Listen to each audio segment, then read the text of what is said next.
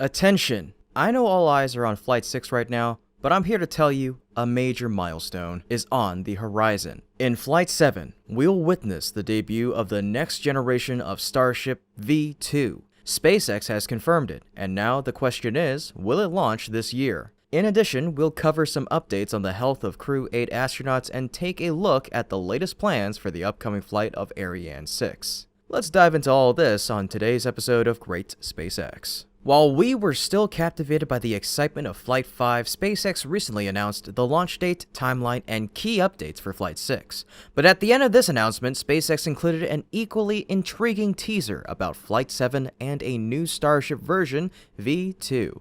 In their statement, SpaceX hinted at the upcoming changes, saying, "Future ships starting with the vehicle planned for the 7th flight test will fly with significant upgrades, including redesigned forward flaps, larger propellant tanks, and the latest generation tiles and secondary thermal protection layers as we continue to iterate towards a fully reusable heat shield." Although they didn't directly refer to it as V2, the details strongly suggest it. First, let's look at the redesigned forward flaps, a defining feature of V2 compared to V1. After the flap damage observed in Flight 4, SpaceX outlined several changes, including smaller, sharper flaps. The joint connecting the flap to the ship has been streamlined, and the forward flap will be positioned closer to the nose and leeward side of the ship. These changes aim to enhance flap control during navigation and reduce stress and impact during re-entry. Next, images of S-33, the first version of V2, reveal a slightly larger ship body, with the payload door positioned higher, indicating an increase in fuel tank capacity.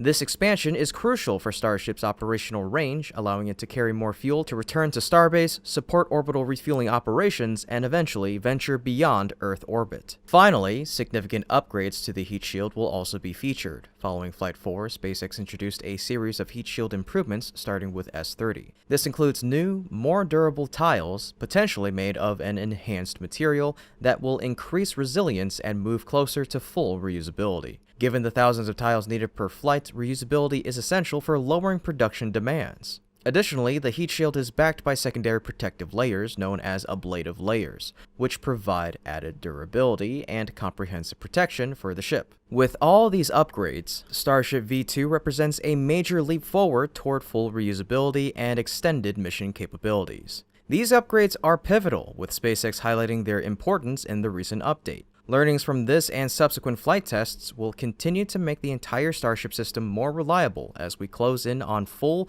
and rapid reusability. In short, all signs point to Starship V2 taking center stage. This also implies that the final version of V1, Ship 32, won't be making its flight debut. I initially expected S-32 would be featured in Flight 7, with V2's debut in Flight 8, but it seems clear that the S-32 hasn't undergone any testing since its completion, signaling its retirement. The likely candidate for Flight 7 is the V2 prototype Ship 33. After being assembled in a record 41 days, S-33 reached the Massey test site in late October for cryogenic testing. Following this, it returned to the production site at Mega Bay 2, where it received its engines. For now, it's equipped with Raptor 2 engines, though I expect that Raptor 3 will eventually be integrated, especially considering V2's expected liftoff thrust of 8,240 tons, a figure Raptor 2 cannot achieve. This makes Raptor 3 development crucial for V2's inaugural mission. If all goes smoothly, S-33 will soon head back to Massey for a static fire test. Once that phase is complete, it'll be ready to pair with a booster for integration testing.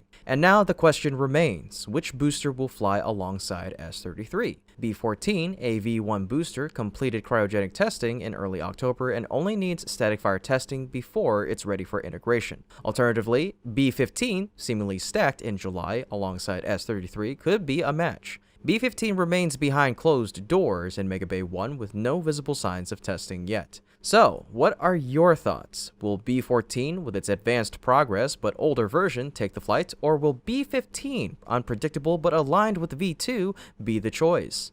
Let's speculate in the comments. SpaceX's choice regarding the booster for S-33 will be critical as it impacts the timing of Flight 7. If they opt for B-14, there's a higher chance Flight 7 could be launched by the end of this year. However, if they go with B-15, with its slower development, the timeline becomes less certain. The mission profile of Flight 7 will also play a role. Elon Musk mentioned that SpaceX aims to catch the ship next year. If they intend for Flight 7 to attempt this catch, the mission may shift to next year. However, if SpaceX wants the launch to happen this year, the first V2 prototype will likely still land in the ocean. Personally, I'd prefer to see the prototype land more conservatively in the ocean rather than attempting an immediate catch. With 5 Starship flights this year, am I being overly optimistic? What do you think? Let me know your thoughts in the comments section down below. Regardless, one thing is certain. V2 will take flight in Flight 7. Type F7V2 in the comments to mark this exciting milestone, and don't forget to like, share, and subscribe to stay up to date with SpaceX's journey. Now, on to NASA's recent update regarding the health of the Crew 8 astronauts. NASA has provided limited information about the recent hospitalization of a Crew 8 astronaut following the crew's return to Earth after an extended mission aboard the ISS. On October 25th, NASA revealed that an unidentified astronaut had experienced a health concern, prompting medical staff to transport them to Ascension Sacred Heart Pensacola Hospital in Florida. Although all 4 crew members were evaluated at the hospital, only 3 were cleared and returned to Johnson Space Center immediately, while the affected astronauts stayed behind for further observation. In an update on October 26th, NASA confirmed that the astronaut had been released the following day and had rejoined their fellow crew members at Johnson Space Center. They reported that the astronaut was in good health and ready to resume standard post-flight reconditioning protocols. While NASA refrained from disclosing the astronaut's identity or specific medical details to protect their privacy, they assured the public that the crew member's condition was stable and did not pose an ongoing concern. This situation shines a light on the unique physical and medical challenges faced by astronauts after long-duration spaceflights. Spaceflight impacts the human body in ways still not fully understood, and each mission provides new insights into how microgravity, radiation exposure, and prolonged confinement affect astronaut health. Crew 8's mission lasted an impressive 235 days, well over the standard 6-month duration for ISS rotations, exposing them to extended periods of these stressors. This extended mission time may have been a factor in the astronaut's health concern, though no details on this have been confirmed by NASA. At a press briefing, Crew 8 member Michael Barrett acknowledged the unexpected challenges that can arise in human spaceflight, stating, "Spaceflight is still something we don't fully understand. We're finding things that we don't expect sometimes." He indicated that this incident was an example of those unexpected factors, and expressed NASA's commitment to respecting the astronauts' privacy while continuing to assess and understand the situation. Barrett also hinted that NASA may reveal additional information about the incident after their internal review concludes. The incident emphasizes the rigor of NASA's post-flight protocols, especially following such a lengthy mission, and highlights the agency's commitment to astronaut health. The post-flight reconditioning period involves thorough monitoring and physical recovery sessions to help astronauts readjust to Earth's gravity, address any health complications, and ensure they are ready for future missions. As the Crew 8 astronauts now undergo reconditioning, the incident also serves as a reminder of the importance of health and safety advancements as humanity aims for more ambitious missions to the Moon, Mars, and beyond. With each mission, NASA gains valuable data on the impacts of space travel on the human body, helping to refine procedures and support astronaut health on longer journeys to more distant destinations. The dedication of Crew 8, who contributed significantly to the ISS operations over their 235 days in orbit, underscores the resilience and adaptability required for space exploration. Now, turning to Europe for an update on the Ariane 6, specifically its second flight.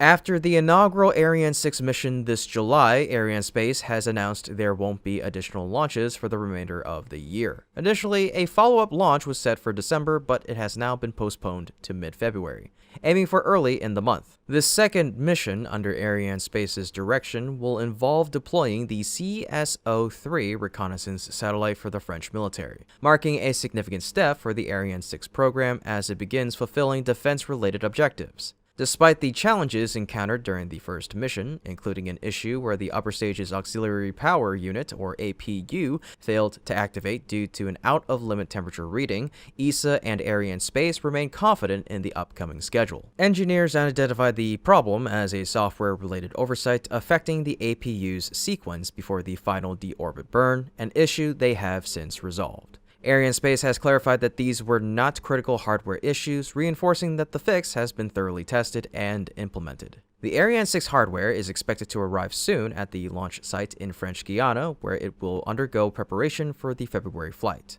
Alongside the Vega C's anticipated return to flight mission on December 3rd, this milestone underscores Arianespace's plans to build momentum in the coming months. The company is setting high expectations, aiming to conduct 6 Ariane 6 launches next year, a target that, if met, would demonstrate both reliability and an increased cadence in their launch schedule. It's a bold move, and only time will tell if Arianespace can meet this ambitious launch rate for 2025, especially as they establish Ariane 6 as a reliable option in the competitive global launch market. Are you optimistic that Arianespace can reach this goal and carve out a more substantial presence in the industry next year? A chopstick hug. That's the remarkable milestone SpaceX is gearing up to achieve soon with the Starship, propelling the company toward full reusability.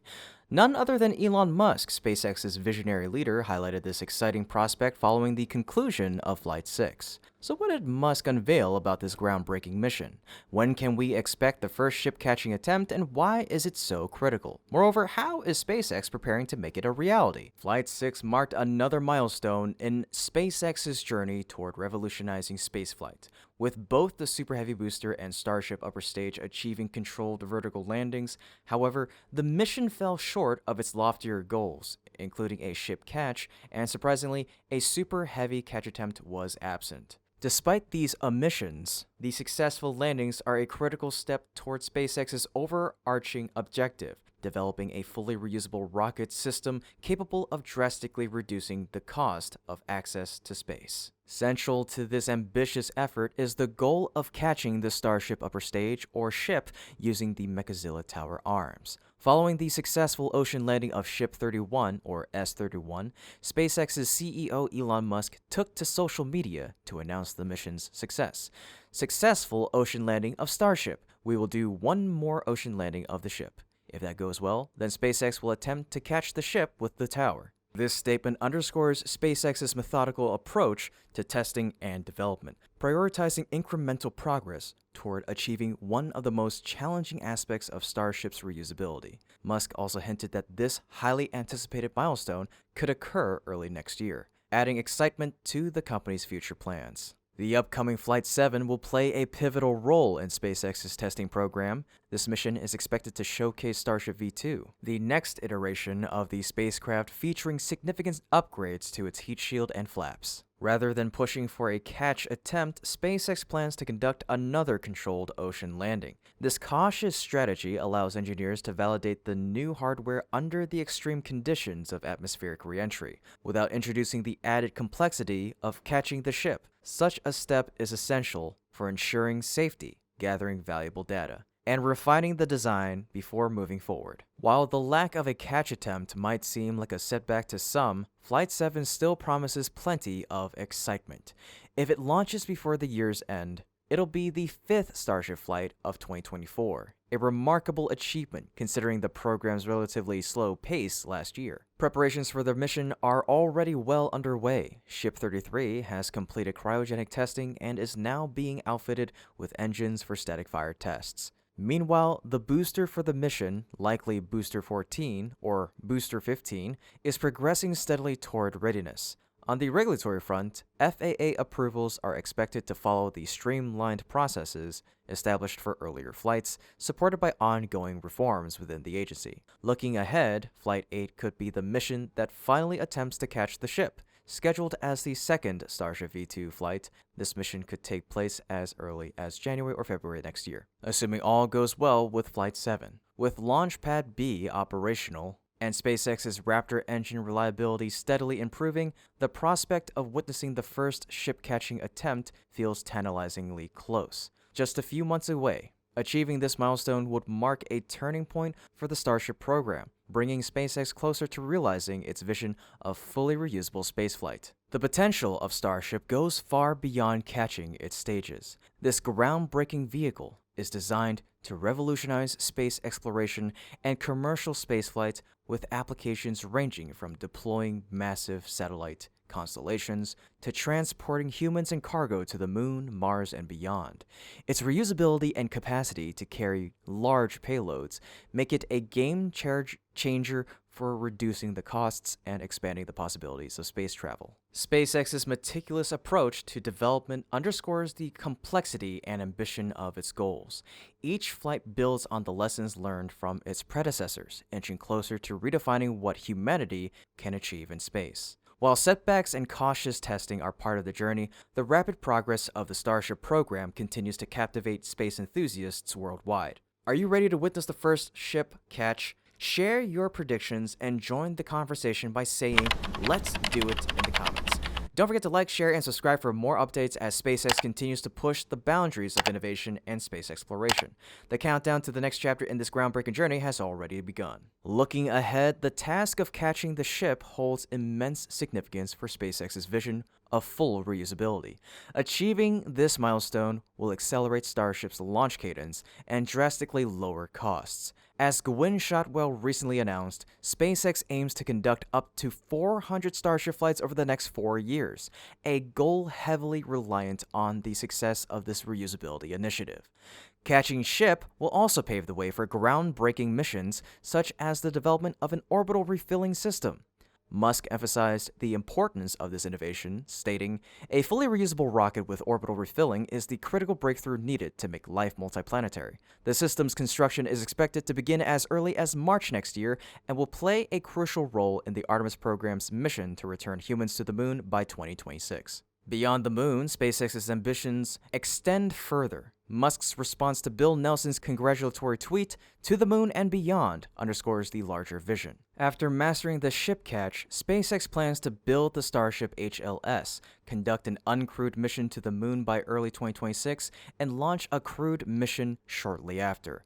Musk also hopes to send an uncrewed mission to Mars within 2 years, and follow it with a human mission in the next 4 years, all dependent on achieving full reusability. However, there's much work ahead to realize these goals. The issues with the launch tower that led to the aborted ship catch attempt must be addressed, necessitating significant upgrades to both the tower and the orbital launch mount. Catching Super Heavy successfully on the next flight will be a critical prerequisite for advancing to ship catching attempts. In the immediate term, SpaceX needs to analyze the data from Flight 6 and apply it to Flight 7's hardware upgrades. This flight will mark the debut of the Starship V2, and careful adjustments will be essential, particularly in overcoming challenges like developing a fully reusable heat shield, which Musk has identified as a major technical hurdle. Preparations for Flight 7 are already underway. The mission will likely include catching Super Heavy with the Mechazilla arm for the second time while performing another controlled vertical landing for the ship. This success will set the stage for catching both stages in subsequent flights.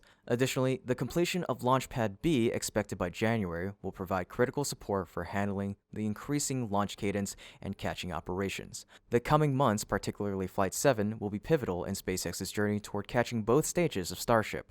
Let's stay tuned and see how SpaceX rises to meet these challenges. And now, let's turn to an exciting update regarding Hera, the payload launched aboard the Falcon 9 during last month's return to flight mission. Hera, part of ESA's ambitious asteroid study program, has reached a significant milestone on its journey to investigate NASA's asteroid impact experiment. According to ESA, Hera recently performed a series of crucial orbital adjustments. On November 6th, the spacecraft conducted a 13-minute burn, following an earlier 1 hour and 40-minute burn on October 23rd. Francesco Castellini from ESA's Flight Dynamics team remarked, "We are now analyzing Hera's new trajectory following the second burn. It appears to have gone very well." He also noted that a minor trajectory correction maneuver, mere tens of centimeters, is planned for November 21st to ensure Hera's precision for its upcoming Mars flyby. These adjustments have significantly boosted Hera's velocity. The second burn added 20 meters per second to its speed, building on the 146 meters per second from the first burn. With a total velocity increase of 166 meters per second, Hera is now set to reach Mars by March of 2025, leveraging the planet's gravity to reach its target, the asteroid Didymos, in 2026. Didymos and its companion Dimorphos hold particular scientific interest. Dimorphos was famously struck by NASA's DART mission in September of 2022 in a groundbreaking asteroid deflection experiment. Hera will follow up by assessing the long-term impact of DART's deflection on Dimorphos, providing critical data on asteroid redirection techniques. This research is essential for planetary defense, potentially offering solutions to protect Earth from hazardous asteroid impacts in the future, akin to the event that caused the extinction of the dinosaurs. Adding to its accomplishments, Hera has already captured and sent back its first images of Earth and the Moon. Though these were thermal images and the celestial bodies appeared as small dots due to the vast distance, the data is an encouraging start for further exploration. Hera's mission is particularly notable as it was launched under challenging circumstances on October 7th during a period of regulatory delays for Falcon 9. Thanks to SpaceX's expertise, the mission succeeded and Hera is performing exceptionally well. Stay tuned for more updates on this fascinating journey as Hera continues its path toward unlocking the secrets of asteroid redirection and deep space exploration. Well, folks, that's about it for today's episode. Thank you so much for tuning in, and as always, this has been Kevin from Great SpaceX. Until next time, keep looking up.